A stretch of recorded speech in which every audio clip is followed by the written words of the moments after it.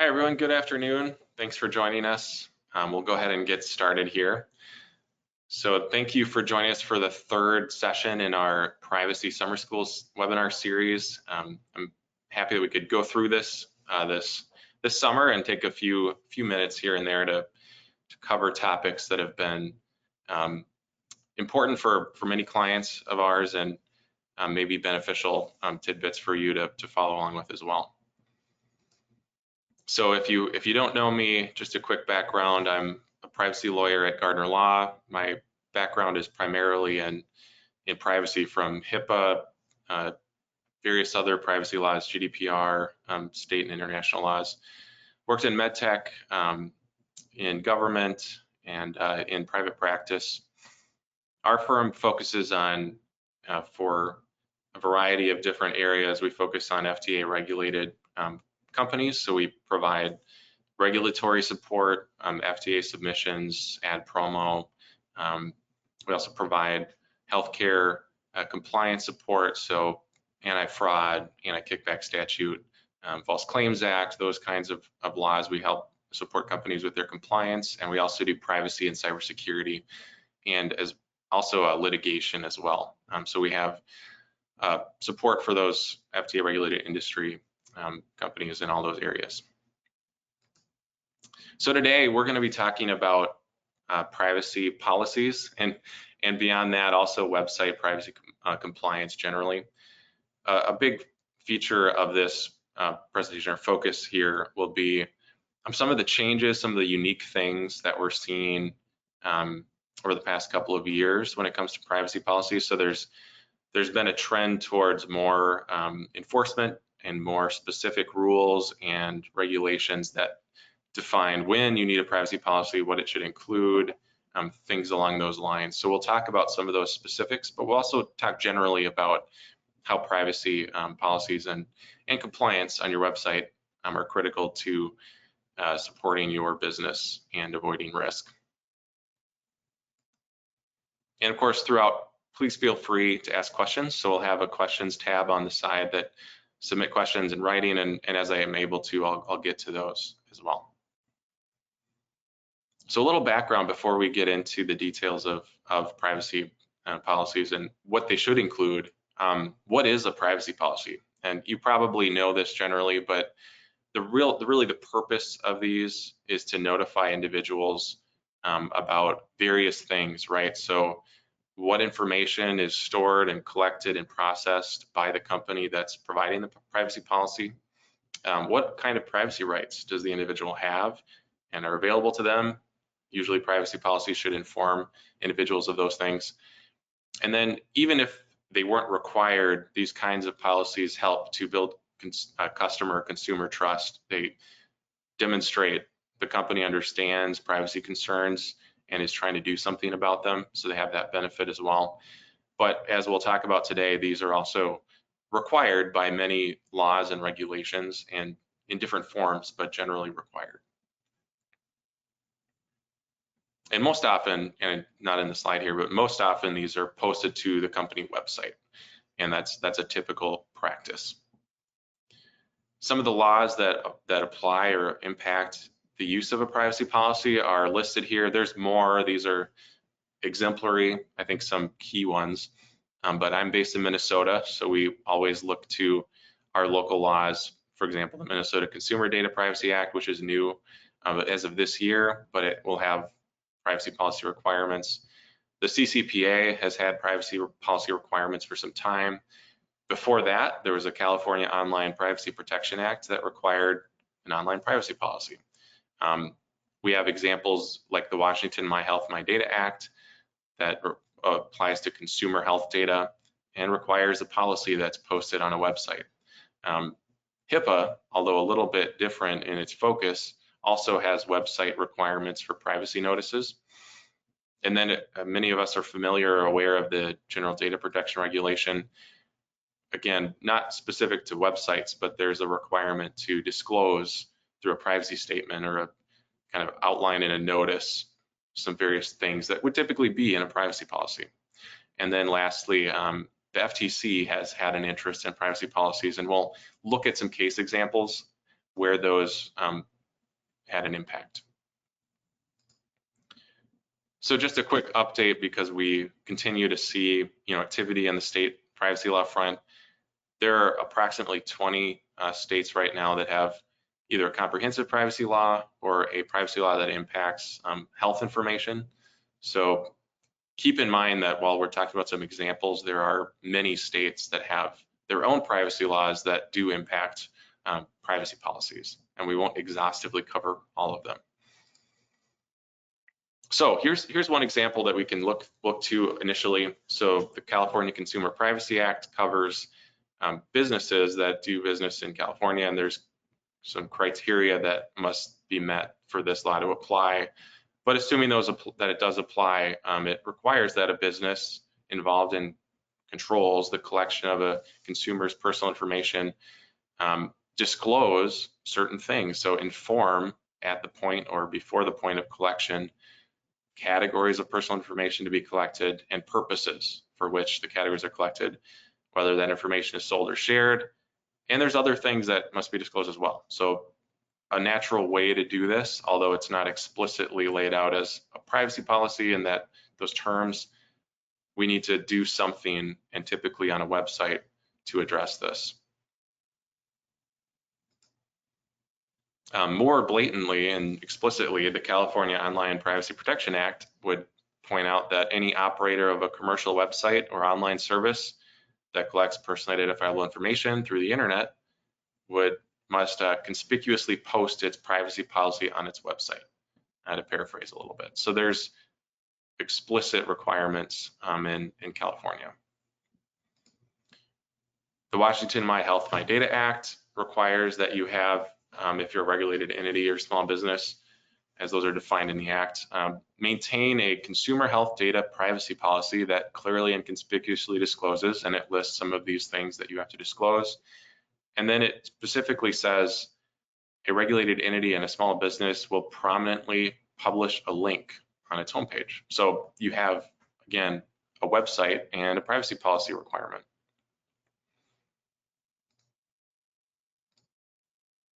And as I mentioned before, Minnesota has its own privacy requirements, and similarly, controllers, so the business that's controlling the processing of personal information, has to provide consumers with a reasonably accessible, clear, and meaningful privacy notice. And it lists some of the things that need to be included in that. And naturally, the way that these are provided typically is through the website. So that's again, an example of a requirement. And now this is, cover yours if you're not a covered entity or part of one, but from a HIPAA standpoint, there's another kind of a notice called a notice of privacy practices. And what you need to know for these purposes is that if you're an entity, a covered entity and subject to HIPAA, required to comply with HIPAA, there is a requirement to take that notice of privacy practices that you developed to comply with HIPAA and also post it to your website. So there's, again, a website component to this. So let's dive into the quiz part here. So we have a few questions I'm going to go through and answer myself. So I'll save you the trouble of answering them, but on your own, as we ask those questions, think about your privacy policy or your website and consider, does it meet some of these criteria? Are there things that you haven't thought about that we talk about here? And do sort of a self-assessment or a pop quiz on your own and think about this. And again, feel free to ask questions as we go. So do you know who? And so I asked that question because key to any privacy policy is the who. Who is involved in the data processing? Who's the data subject? All of these who questions. Entities that operate the site and process the personal information, whether it's one company or multiple companies, a group of companies, identify that in the privacy policy. Who is the data controller that is disclosing the information in the privacy policy? Who does the privacy policy apply to? Is it any visitor to the website? Is it beyond that? Is the scope beyond just the users of the website? Do you mean it to be used in context like you're emailing a customer and you link to the privacy policy because you want it to apply in that context as well? define who it applies to carefully and outline that in the policy. What about folks that the site's not intended for? Are there people or individuals or entities that this site is not meant to reach? One example could be this website might not be intended for minors. It might be, you might be trying to avoid dealing with particularly like the Children's Online Privacy Protection Act and avoiding the risks or the consent issues that come up when children access a website. So you might outline that carefully in the privacy policy, that this is only for those who are 18 and older or some other age that fits your jurisdiction. What about the who that is the contact for complaints, data subject requests, questions? In some jurisdictions, you have to identify, for example, in Europe, if you have a data protection officer and how to contact that person or group. You also need, in some cases, to identify, for example, in HIPAA, where complaints can be made, where questions can be directed, and there has to be an accessible person. Sometimes even a phone number would be required in the case of HIPAA. So there has to be some who to contact. And then lastly, the other who that you might consider that you need to list in your privacy policy is third-party recipients of personal information. So if there's service providers involved in your data processing, if there are third parties that are maybe kind of connected to your business somehow, or partnerships, maybe you have Google Ads and you use ad tech through Google, outline who those recipients are of personal data, at least categorically, in your privacy policy. So don't forget the who as you develop a privacy policy. And what about the what? So there are plenty of specific facts that need to be laid out within a privacy policy to meet requirements and also to generally fit the appropriate parameters of a privacy policy. So one key element of any privacy policy is accuracy. So if you outline all of these great things and standards that you follow, state we're HIPAA compliant or anything like that, those are things that you're claiming that might be inaccurate. So it's important to be aware of what you're saying and what the factual assertions are, whether that's what data you collect, types and elements of personal information, accurately describe that in your privacy policy, how you collect information. That might be automatically when someone visits the website, you might record their IP address, very common, typical. You might also record through cookies, other things. What about the last website they visited, and so on? What about the intended purpose of processing? So if you have a submission form, make sure that you disclose what that information will be used for as they use that submission form. What about the legal basis? So in some jurisdictions, for example, Europe, with the GDPR, you need to disclose a lawful basis or legal basis for using and handling and processing personal information. And that's critical to the legality and the lawfulness of your use of that data. Of course, you have to disclose what are the privacy rights that individuals might have and how to exercise them. This is a common requirement in state laws and GDPR across the board. And if you do disclose privacy rights as absolute rights, even if they're not required, remember you may be held to them. So if you say, if you submit a request to delete all of your data, we'll honor it. Well, you've made a promise, and enforcement from, say, the Federal Trade Commission would look to that promise and say, was that a fair trade practice or deceptive in some way? So it's important to be aware of what your promises are and the what. And then also outline the company's commitment to data security. You never want to oversell or improperly represent what your company does for security, but let your consumers know what you're doing. And then disclaim, if there are things that you can't control. Not all internet communications are secure. Disclose that in your privacy policy as well. And then one other thing that's easy to forget, but privacy policies should be accessible.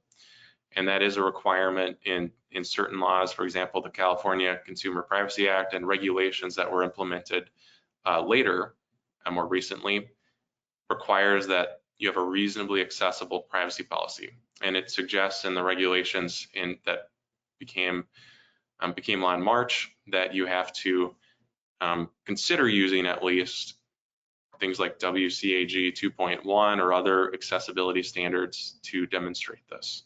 So consider how accessible and even readable, is it in plain language, your privacy policy is. So, do you have to disclose geography? That's a question, and the answer is yes. So you do have to consider where is the company or companies located that are going to process personal information. So if you're a company that's based in the US, your headquarters are in, let's say, right here in St. Paul, Minnesota. Disclose that. Say this company is based in Minnesota. That helps to inform individuals of how their data will be processed and where it'll be processed. Also, if the information that's being submitted or shared and used could be processed in other jurisdictions, disclose that. There's definitely fine lines as to what exactly to disclose, but it's important to consider geographically what information's been being processed and where. Part of this is driven by what are called data localization laws, or at least restrictive laws in terms of cross-border data transfer. So it's important to disclose and understand internally when information that's personal will be shared across borders, processed in different countries, regions, whether it's in the European Union or outside of it, in the US or outside of it. Make sure that you understand the geographies involved. And then also, don't forget this, what about the regions that your website is intended to serve? So if you have a company that's based in the US and your target markets are US residents, you're probably going to, and you should consider including a statement to that effect. You don't want to have someone visit the website from Europe or from some other jurisdiction and not recognize that this website and privacy policy are not meant for my eyes in particular. And then when? Do you tell them when?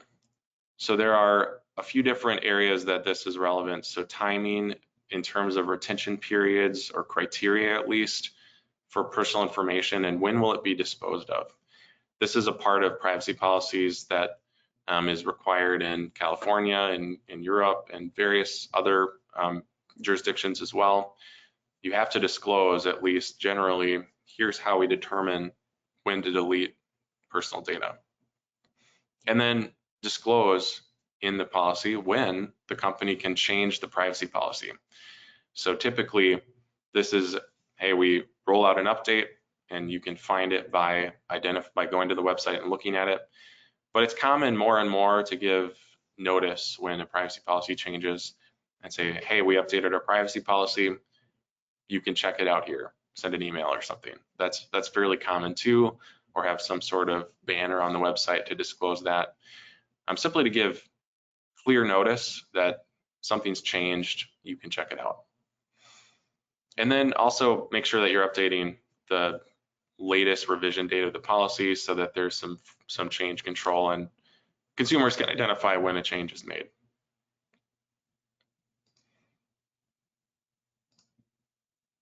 And then how. So I kind of think of it as who, where, what, when, how. How can you as the consumer exercise privacy rights? So you might have an email address, there might be a web form, maybe a phone number, depending on the jurisdiction's requirements, your internal business approach to this. But explain how they can exercise privacy rights. You know, in some jurisdictions, like again, under HIPAA, you are required in the notice of privacy practices to include a toll-free phone number that can be called. Similarly, in California, there's some requirements around using web forms or having the ability to call a toll-free number. Make sure that you understand your jurisdiction and include a proper explanation of how to exercise those rights. How about making complaints similarly, how can that be done? Explain that. Also, opt-outs of sale or sharing. This is a key requirement in California and also in some other states. Opt-out rights should be explained, and you should have a way that's straightforward for someone to approach that. And what if there's a child that does use the website and you're trying to avoid dealing with COPPA? Then you can go ahead and explain in your privacy policy, if you do know that a child's accessed this, let us know, and we'll do our best to mitigate that. So make sure you explain how in your privacy policy. So let's talk about implementation. We've talked about content. Generally, content is driven by two things. It's driven by regulatory requirements and statutes, and it's driven by practicality. What do you want to disclose to encourage and inform users and consumers of essentially your privacy practices? It's both an opportunity to comply and to put your best foot forward as a company in terms of privacy. So let's talk about implementation. So how would we take this privacy policy that we've developed and put it into practice? So where do you put a privacy policy? You know, generally, the best practice is to include this on any website where it applies, and on each web page, it should be accessible. So typically that's in a footer, you know, somewhere that's easily identifiable. Companies have done this for so long that it's pretty much commonplace, and every consumer pretty much knows, if I go to the bottom of this page, there should be a privacy link. So that's a common approach. Make sure that you consider how visible, though, that privacy policy is in relation to what's happening on the page. So if you have a submission form, for example, and a user is, or a consumer is entering information, maybe they're asking for a service or they want to be contacted, consider putting a link to that privacy policy right next to that submit button, and give some disclosure about, by clicking submit, you know, you can kind of fill in the blank, but make sure that you're considering the transparency level and how that aligns with the data that you're collecting. So you might add some further disclaimers there. You can also use supplemental notices or forms where appropriate. So like I mentioned, next to a submission form, you might have an additional kind of notice that says, we're going to use your information that you submit here for X, Y, and Z purposes. For more details, see the privacy policy. But again, you're trying to be transparent and notify that individual. And where it's put is a part of that contextual use of this privacy policy. For mobile apps, again, link these in your mind. So a mobile app is in many ways, and it depends on the structure of the app, but in many ways works a lot like a website. So there's things like cookie implementation, ad tech. These same kinds of considerations should be in your mind, privacy policy requirements. So typically for a mobile app, for example, you'd include a privacy policy both on the platform or download page, and often within the app itself in, say, an application settings menu or something like that. So there's helpful ways to develop that to ensure that really you're informing the individual, the user of that app appropriately.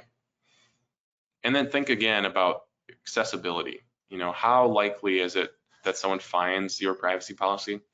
So if you bury it, that could be a knock against the accessibility of that, and therefore the readability or usability of your privacy policy.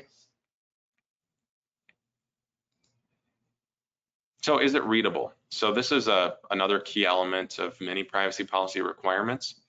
So in Europe, for example, there's an emphasis on, is it actual notice that is meaningful? And this is a similar kind of approach in the US and various states. Does the privacy policy actually give meaningful notice of what the company is doing? And there's a lot of different ways to approach that.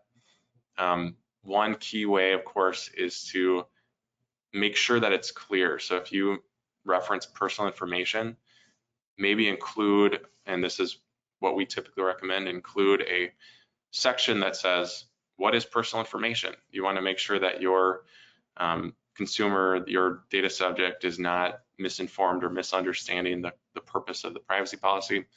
Use plain language. Try to avoid, if possible, kind of legalese, long words, complicated sentences. And this is not just because the consumers have an 8th grade reading level, but because anyone who reads these should be able to understand them without thinking carefully about how does this work. It should be a straightforward read and understand, especially key elements like data sharing with third parties, things like that. And then make sure that you link directly where appropriate to state privacy notices or addendums. So that's actually a requirement in a couple of regulations and guidance in state law.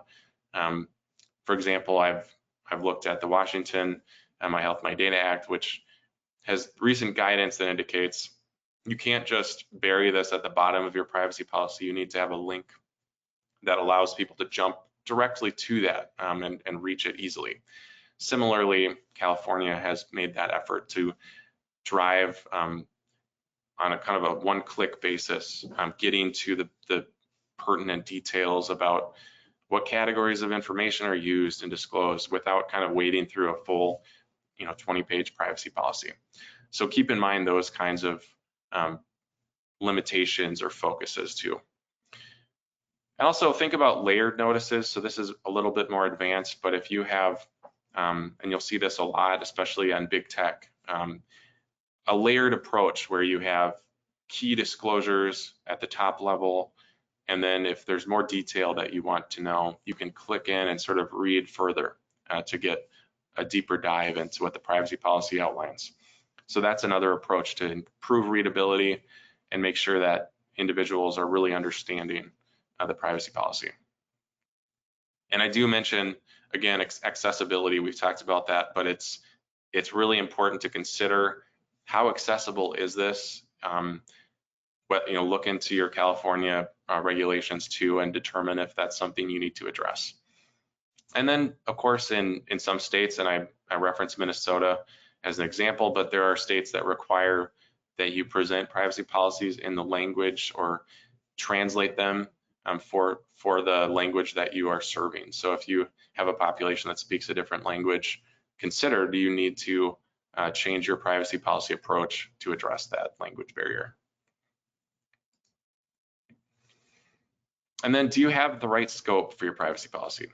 So there's kind of 2 different ways to develop a website privacy policy. And I think more and more we're seeing companies take the approach that the privacy policy on the website is really a broad, sweeping policy for the company rather than simply website specific. And that can vary.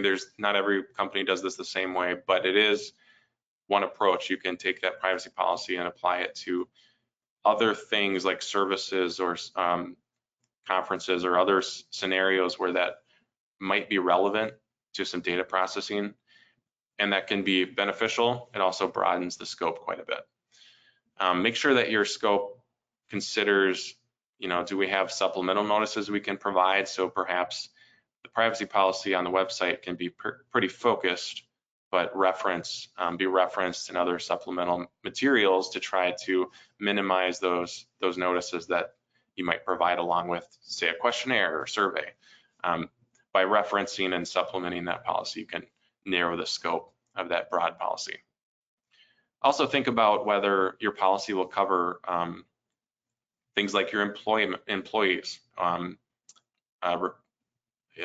potentially even folks that you're recruiting for jobs, customers, potential customers, prospects, all of those other places where you might collect personal data. Think about whether your privacy notice covers that, and if not, maybe you need to consider adding to that. So let's look at some other website considerations, and once we go through these, we'll jump to some case studies and some enforcement examples. So do you know your cookies?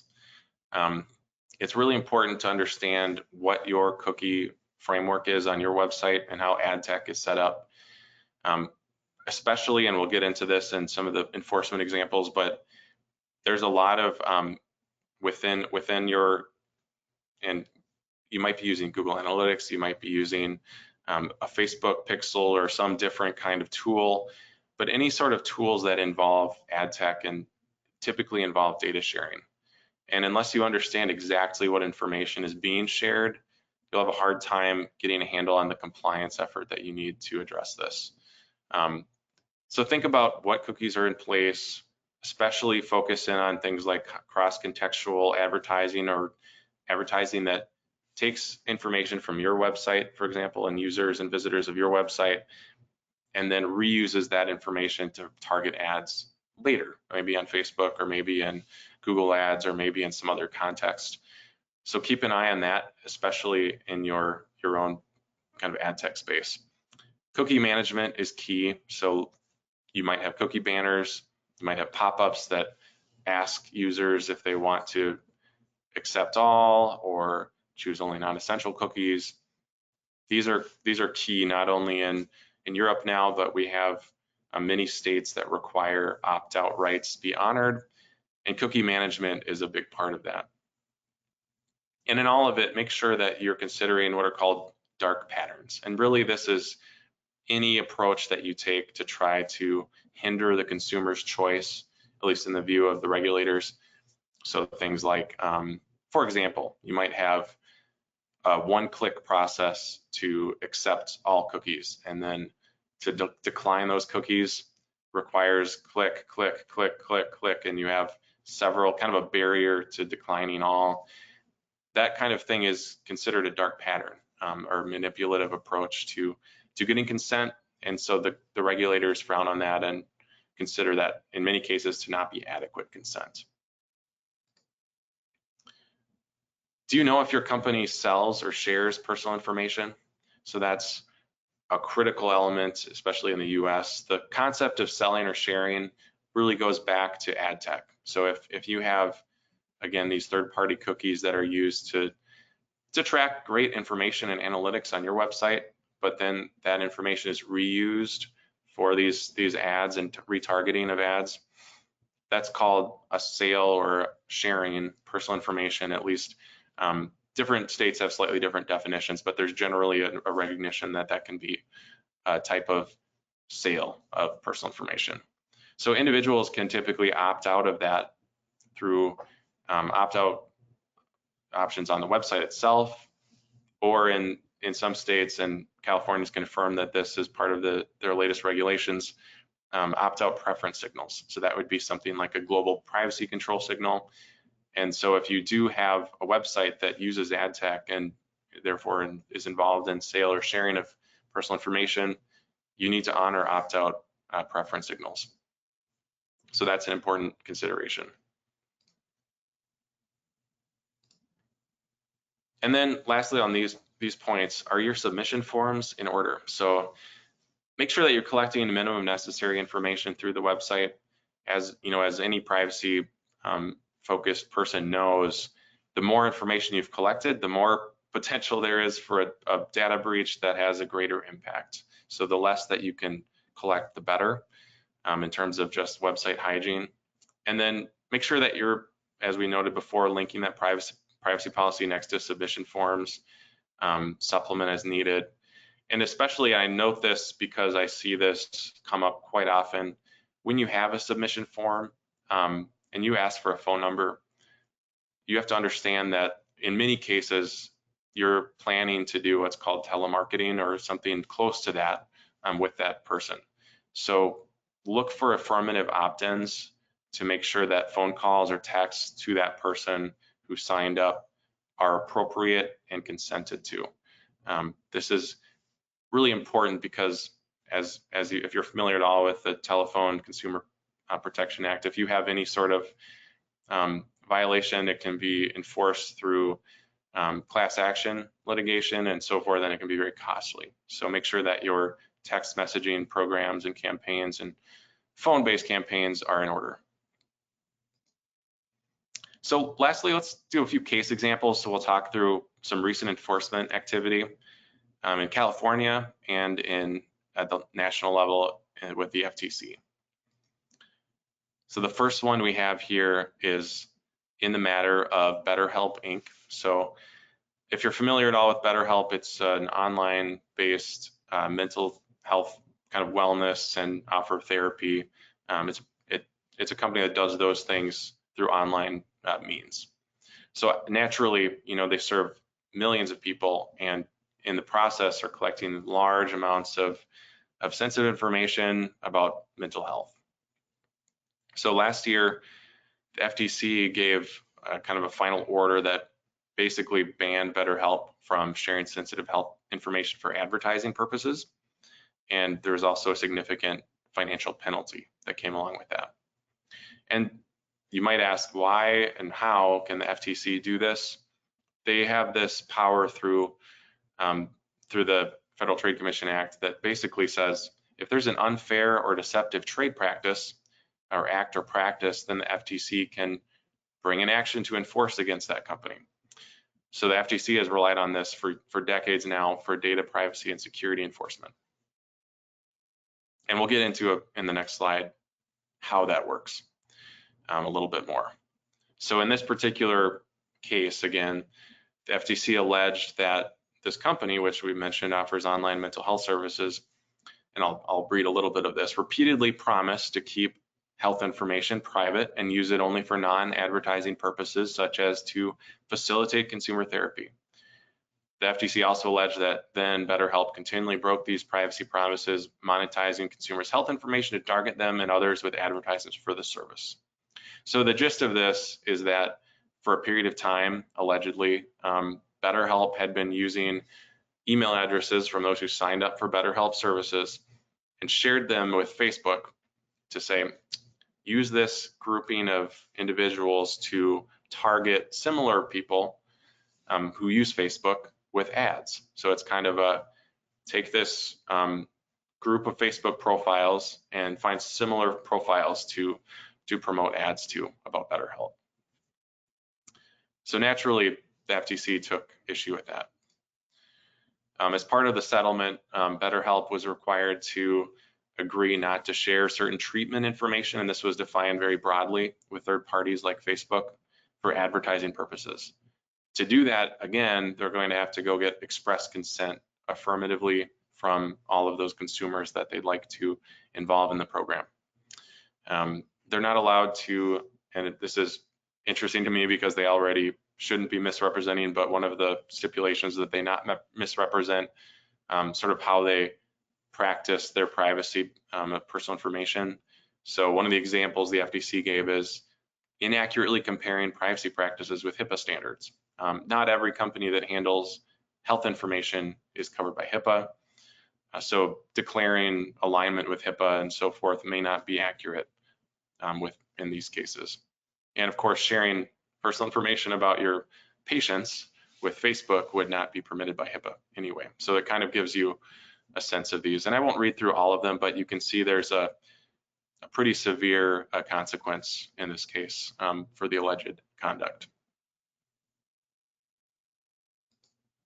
Another example, and this is from California, the Attorney General in California, and along with the LA City Attorney's Office, kind of jointly investigated this gaming company. So they produce mobile games, and one of them was called SpongeBob Krusty Krab Cook-Off. So you can kind of get a sense of this is a game for children. What ultimately was found here is that the Attorney General said, well, look, you are collecting all this information about children and sharing it, and again, for advertising purposes. But in this case, they were doing it in a way that essentially they weren't even properly collecting whether it was a child or not that was using the app.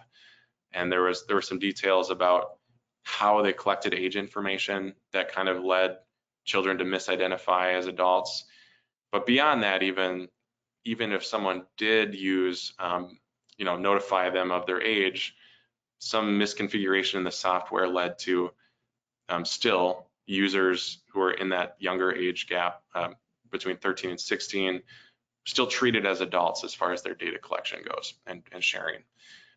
So this was a $500,000 penalty, and again, stipulations around what Tilting Point Media in this case needed to do to follow those rules.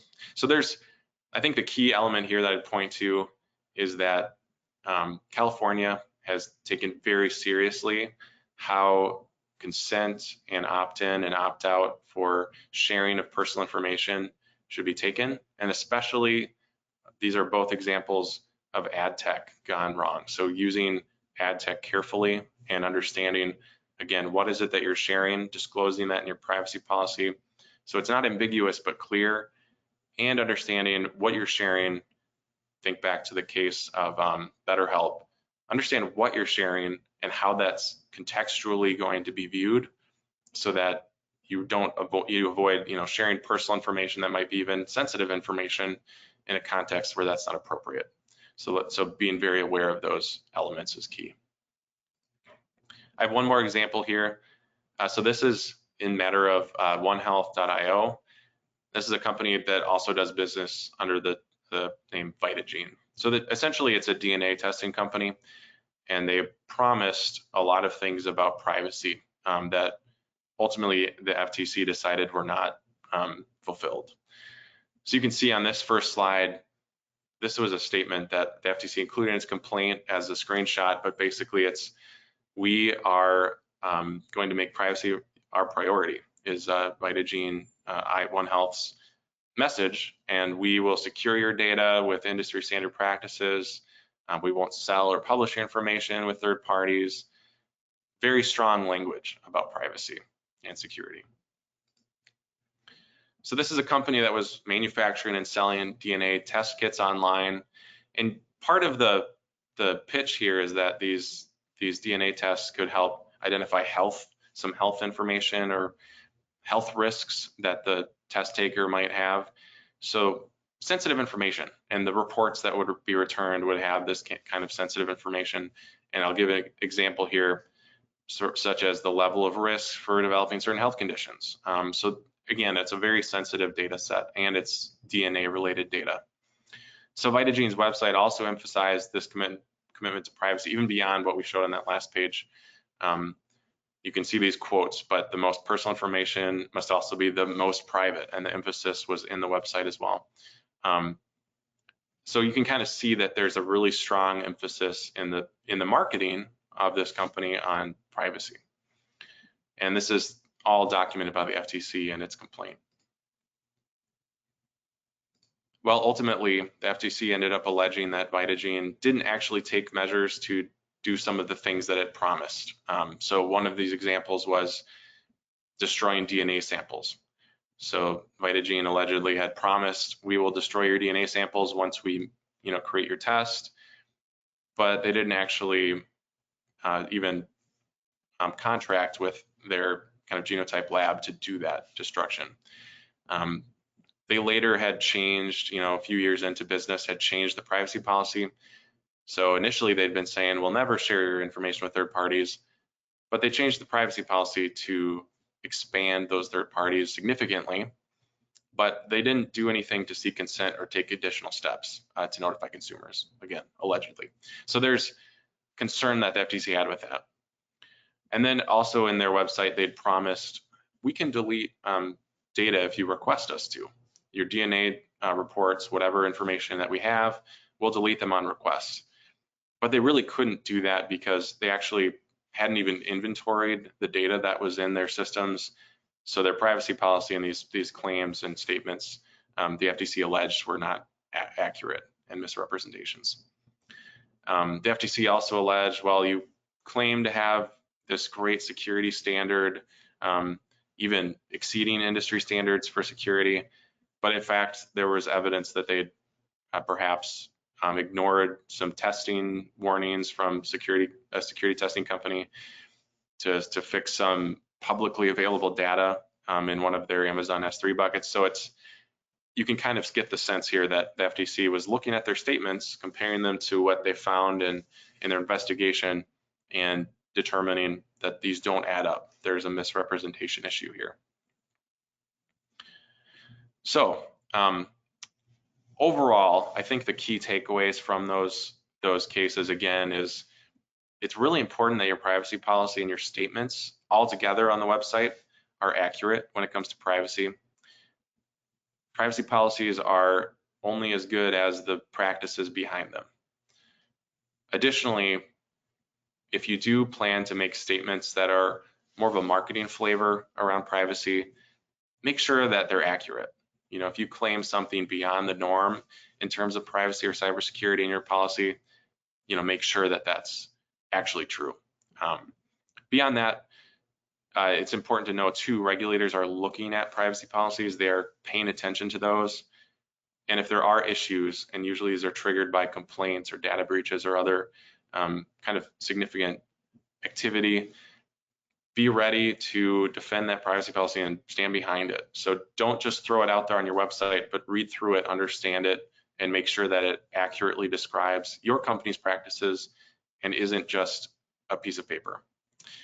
So then kind of final takeaways overall. Remember, privacy policies are not optional. They're a part of multiple legal frameworks in multiple jurisdictions. Any business that's got a website is collecting some personal information, whether they plan to or not, or intend to or not. So be prepared to address that in your policy. Good policy equals accurate statements, right? So you need to have accurate statements. The what should be accurate. What are you collecting? What are you doing with it? Where is it going? Who are you sharing it with? And then, of course, disclosures that are required. So things like who is the DPO? Who do we contact with questions? And those sorts of things. And remember that once you issue your privacy policy, any statements within that policy remain relevant. So if you change it 5 years down the road, that does not change the standards for that data collected under that initial privacy policy 5 years ago. You're still bound by that generally, unless there's consent or some affirmative action by the consumer to allow that change. So keep that in mind. You can't kind of switcheroo your consumers. And then know your ad tech. We talked about this, but understand it. Especially in the legal department, it's easy to sort of gloss over those kinds of technologies. They're complicated and confusing, not always easy to understand, but sit down with marketing, with IT, with your web developer, understand what it is that you have on your websites, how it works, what kind of data is collected, who is it shared with, and then help them walk through how do we implement tools to manage these. And then lastly, this is the time to start looking at opt-out preference signal management and make sure that your website, you know, particularly if you're dealing with California or some of these other jurisdictions that have strict requirements around this, start developing your approach to opt-out preference signals. It's not super complicated in the sense that this has been around for some time. There are tools out there to do this, but it is an effort, so look into that as well. All right, I'm going to pause here for any questions and I'll check the chat, but if you have any questions, please let me know.